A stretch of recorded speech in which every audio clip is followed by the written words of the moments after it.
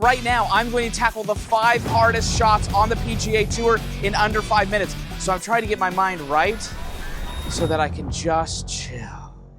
Okay, so before we tackle the 5 hardest shots on the PGA Tour in under 5 minutes, I want to help you learn how to play golf and maximize your talent. What this is showing is 2 sides of the brain, your prefrontal cortex and your motor cortex. Your motor cortex processes 11 million messages a second. Your prefrontal cortex is 40 messages a second. So if you had a processor that was 40 messages a second or 11 million messages a second, which one would you want? Obviously, you would want the green. Now, the way that you are using the red side, that is how you play golf. That's like when you're over the ball and you're like, okay, I got to feel like I have more tilt. Tilt, turn, hinge, shift, drive, pivot, snap, turn, match, and fold.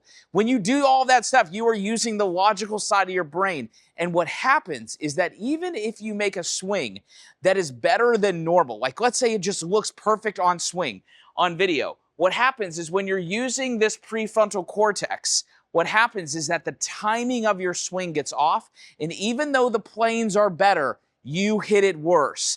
This is why you hit it good on the range, and then you go to the course and you go, wow, I just striped it on the range, I step on the first tee box, and bam, I just put it in some dude's pool, right? Now, the motor cortex, which is the green side, that's the side that we want to be playing golf with, and we do that by asking ourselves one simple question.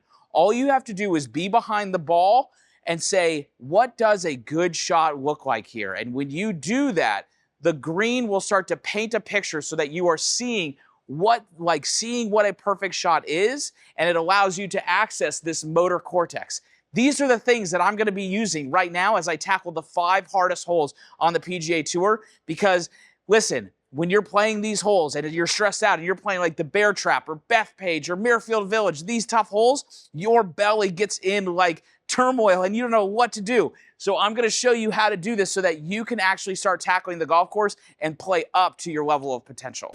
All right, so the first hole we're going to tackle is the 12th hole at Muirfield Village. Now, Muirfield Village is right down the street from here, and that is known as the place that Jack built, which quite frankly, in some way, the golf room is also the place that Jack built in the fact that this whole place is about building stock shots and like making players consistent, which I learned from Jack Nicklaus. So I want to start our 5-hole challenge of the 5 hardest holes in golf in 5 minutes and playing Muirfield Village. Now, we're at here and we are at number 12.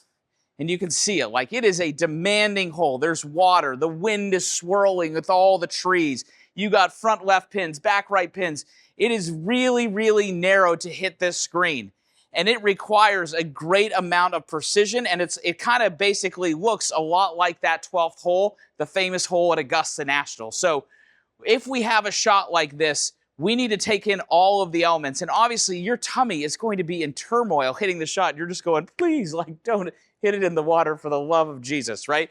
So let me show you how I would go about the process of doing this. So first and foremost, if I'm looking at this hole, right, I'm looking at it and it's 166 yards. And the first question that I want to ask myself is like, you know, how's my lie? Well, obviously it's good. It's on a tee, right? The second question I'm going to say is like, where do I want to land it? Well, this pin is a couple paces off the left and it's 160. So I'm going to land this 5 paces to the right of the pin, right? And it's a little downhill. It's 10 feet. So it's 164 yards, a little bit of downwind. So it's playing 162. So I'm going to hit a little 8-iron. And that little 8-iron should be a perfect club for what I need to do to execute this shot, right? And this shot is like the 12th hole I was saying at Augusta, where I've seen tons of players playing at Muirfield Village because I've been going there forever. And when they go here, it makes or breaks a round, right? So the point being, when we are talking about some of those things with the prefrontal cortex and the motor cortex, and those are fancy words, I want to make sure one thing I wanted to tell you is that when you're doing it and I'm walking up to the hole, let's say I'm walking from the 11th green to the 12th tee box, I'm not working on getting my mind right and chilling out right behind the ball. I'm doing it on the whole way up.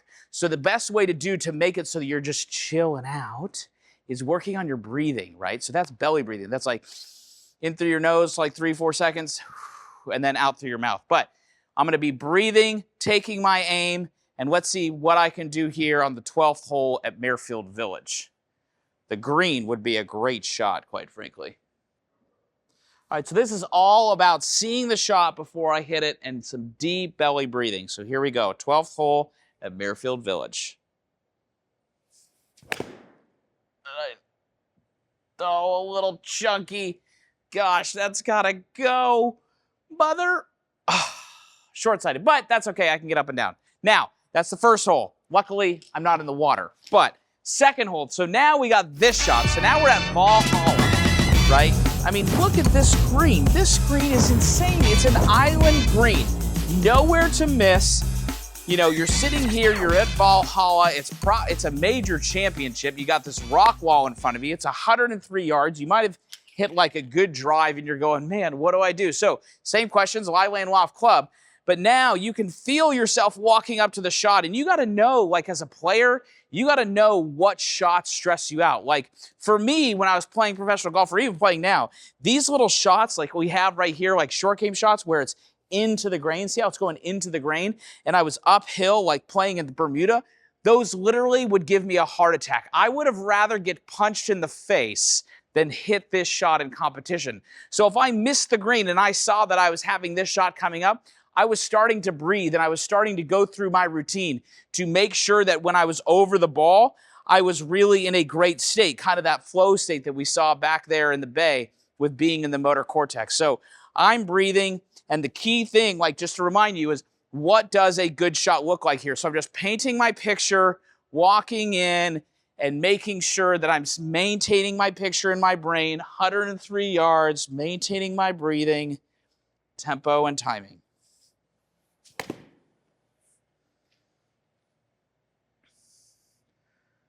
Catch it, catch it, catch it. Oh, in the drink. Okay, next hole. So now we go to the next hole. Okay, timeout, timeout, timeout. Listen, this thing of playing the 5 holes is not going according to plan. And I actually think there's a lot of beauty to it because listen, the truth is being honest, like I'm a really, really good ball striker, right? Like really good. But it's hard to play golf on the hardest holes while talking about what it is that you need to do. And it shows the proof that when I'm talking, I am using logical thoughts in my brain. So it doesn't allow me to get into my own skin and really connect with the shots, which make this challenge really, really difficult. But I think that that just gives you testimony and gives you truth to the understanding of when you're over the golf ball, your goal is just to stay focused on the moment at hand and what you're doing and not make it more complicated than it is. So to maximize your talent, you got to be focusing on the golf ball, and you got to be focusing on something on like your sight, your touch, your taste, your smell, or your hearing. If you're using logical thought, it makes it really, really hard to hit good shots, as you can tell. So let's go back in the bays and let's see if we can really dial in these 5 hardest shots on the PGA Tour. All right, so here we are, Bethpage Black, number 18. Now, this is a place they're having majors, like I think the Ryder Cup's there, right? I mean, this hole is hard. I mean, look at this. There is nowhere to miss on this hole. Bunkers both sides. And, you know, the first time I ever played this hole was actually in college. My buddies and I, we had to sleep in the parking lot because we were not New York residents. So the only way to get on this bad boy was to sleep. And this place is hard. Like, there's a sign on the clubhouse that says, for Bethpage Black, that says, this is made for the advanced golfer. So if you're playing a course where that's the sign and there's a warning symbol, you know that it's difficult, which is why it's one of the top 5 hardest holes and courses on the PGA Tour. So with this hole, we've established there's nowhere to miss. And if you're playing golf, and the reason why you feel like you can maybe never reach your potential, but you're like maybe hitting it good on the range, it's not because of the fact that your swing isn't good, right? You've hit good balls, good shots on the range, right? Like you've gone to the range, you've hit good balls, good shots. So the reason that you're not hitting it good on the course is because there's something different, but it's not your swing that's different, it's you that's different. So you've got to be able to manage that. And like one of the things, like if I'm playing on this day, I didn't have any sleep. So like that would affect how my timing would be, or my nutrition, or how about like my routine before the shot, or over the ball, or between shots if it's a slow round. All those things culminate to how you play. So for this shot, I'm trying to regroup, right? I need to be a little bit more present, turn off my brain, and focus on hitting this perfect shot right down the middle. I got to turn off this drone view real quick so we can play it. All right, we are ready to go. Back into my routine. And let's stripe it down the middle.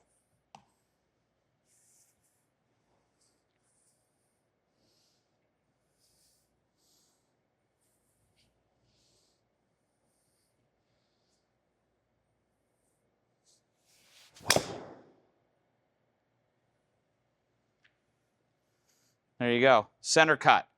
Might split it in two. And the only difference between that shot and the other shots, as you could tell, is I was more present, right? I wasn't talking over the ball. It's hard to do that, which is using the logical brain, which quite frankly proves all of this a thing of what I'm saying. Like, not saying you're talking over the shot, but you got to quiet the words and the verb and like the articulation of sentences in your brain while you're hitting. So let's go to the 18th hole at Quail Hollow. Now, this is another doozy of a hole. I mean, if you look at it, you're coming to this hole, and it's once again, like, where do you miss? Now, one of the things that happens with amateur golfers is they don't understand what about their shot dispersion. So what would happen is the player would aim at the center of the fairway.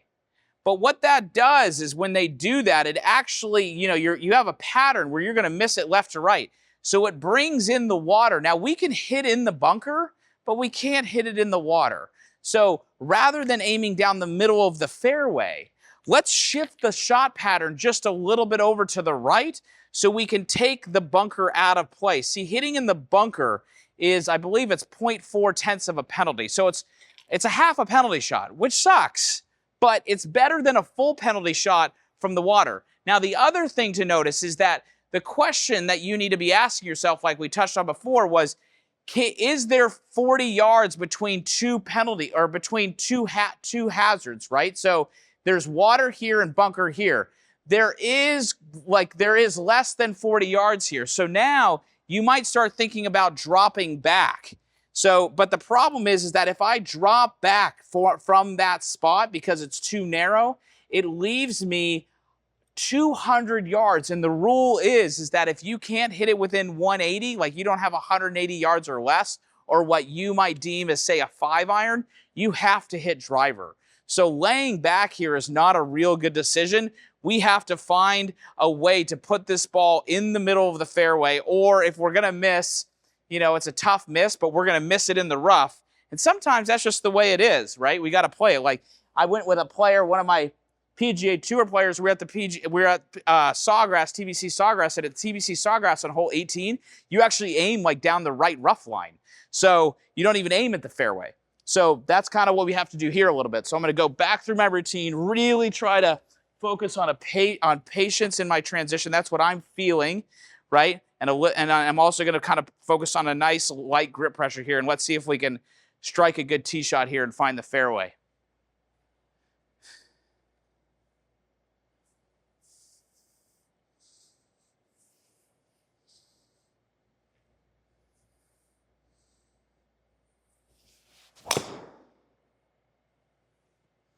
All right, another good fairway. I think, oh no, it's drifting. Carry the trap.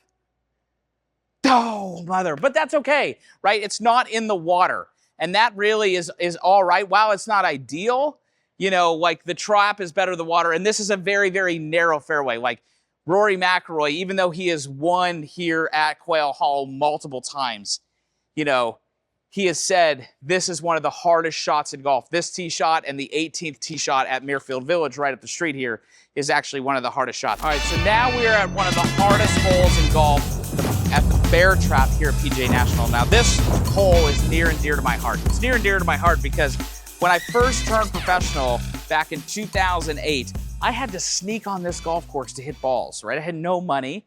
And at PGA National, the members would come, or not the members, the guests would fly in and they'd want to play the Bear Trap. Like, man, I want to play one of the 5 hardest holes in the PGA Tour. So they come here, they would hit their balls, but they wouldn't hit all the balls.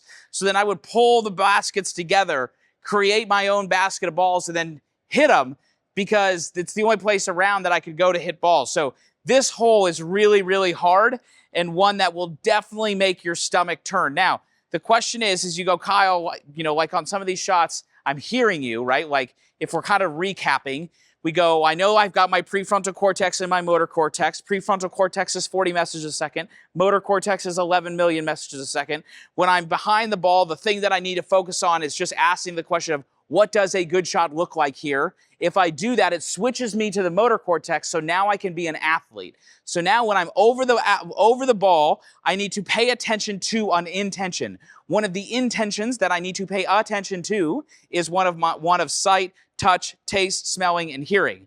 So one of those 5, like soft grip pressure, softness in your shoulders, loose jaw, right? Feeling the ground, sing a song, count. And you're gonna like some of them and not like other ones. That's okay. It's kind of like trying food. Like, you might like cucumbers. I hate cucumbers. That means it's all right. But one thing you might be asking, you go, Kyle, but what about like a swing thought? And I go, well, you can have a swing thought, right? Like, you could have a swing thought like one of mine is trying to feel just like Jack Nicklaus, who's kind of the bear trap guy, right? Feeling like my back is to the target. And you can see that when I do that, that actually shallows the shaft really nicely, rather than the feeling of what a lot of times we have tension and then we spin and it comes over the top. So here's the gig. I want to play a game with you.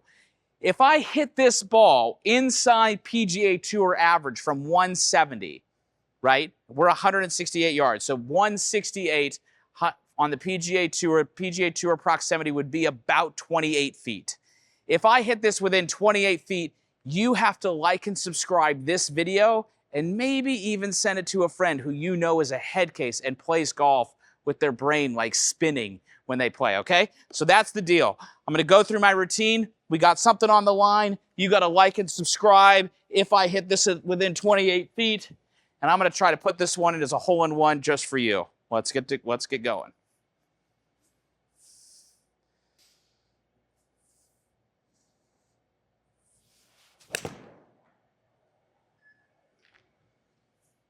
Come on, get it within 28 feet. Drawing in, stock shots, go. Oh, let's see, it might be 28 feet. How far? It is, hey, 8 yards, which is 24 feet. You have to like and subscribe. A deal's a deal. A deal is a deal. Do it.